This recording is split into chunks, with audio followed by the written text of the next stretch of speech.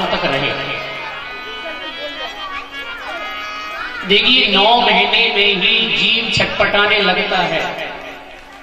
गर्भ में जब बालक आता है, जीव आता है,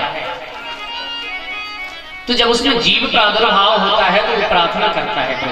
ये 9 महीने जो गर्भ में होते हैं ना, सबसे कष्टकारक होते हैं।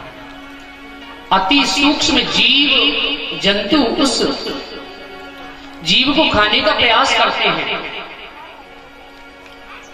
चिल्लाता है, पुकारता है, प्रभु गर्भास में हतो जब प्रभु से करी पुकार, हमको बाहर जल्दी निकालियो तो करे भजन तिहार।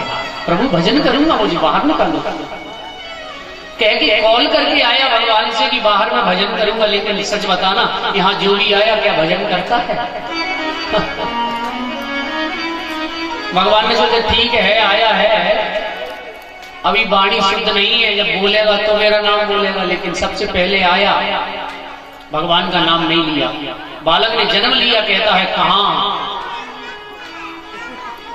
माँ ने हाथ पकड़ा, बेटा कहीं नहीं कि तू मेरा बेटा है। गोदी में आया, माँ से पल्ली पकड़ लिया, बड़ा हुआ, बोलना प्रारंभ किया, तब भी भगवान कृष्ण जय श्री राधे जय श्री राम नहीं बोला। दादा, ताऊ, काका, चाचा, बाबा इत्यादि नाम लेना चालू किया। भगवान ने सोचा ठीक है, कभी तो सुधरेगा, बुढ़ापा आएगा तब सुधर जाएगा, लेकिन पूरा जीवन निकल गया। लेकिन सुखदेव जी ने तो माता के गर्भ को ही मंदिर बना दिया। कहने का भाव यह है, सुख और दुख मन की कल्पना है।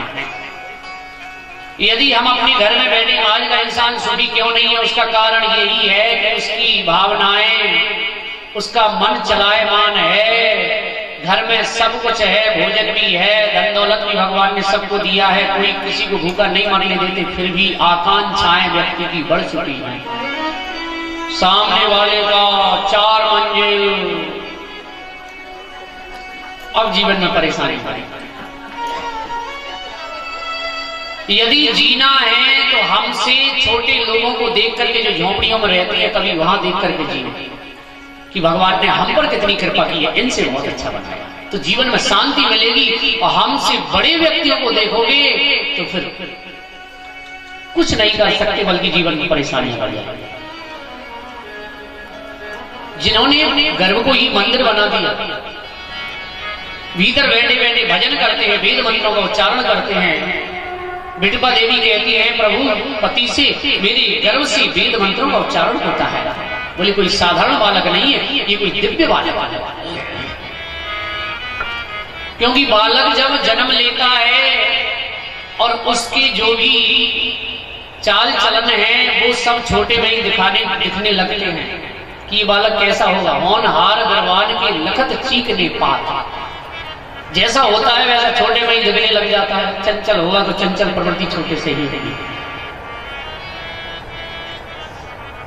एक मैया तो हमारे पास आई, घबरा गए। हमने बोली महाराज मेरा बेटा पल्ले में पड़ा रहता है, 3 महीने का है, वो बड़ी विचित्र बात करता है। मैंने कहा क्या करता है? बोले महाराज वो ऐसे ऐसे करता है। मैंने कहा मैया गर्भ में जो बालक थो तब तूने रामायण सुनी? बोले नहीं महाराज। कथा सुनी? बोले नहीं। कीर्तन गाया? बोले नहीं। रामायण पढ़ी? नहीं।